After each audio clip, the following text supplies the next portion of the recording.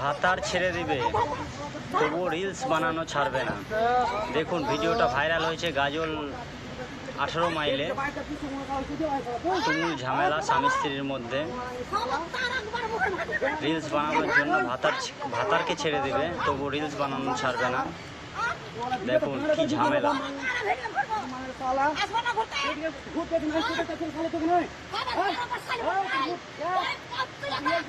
ভিডিওটা খুব ভাইরাল হয়েছে। কি অবস্থা আজকাল, রিলস বানানোর জন্য ভাতারকে ছেড়ে দেবে।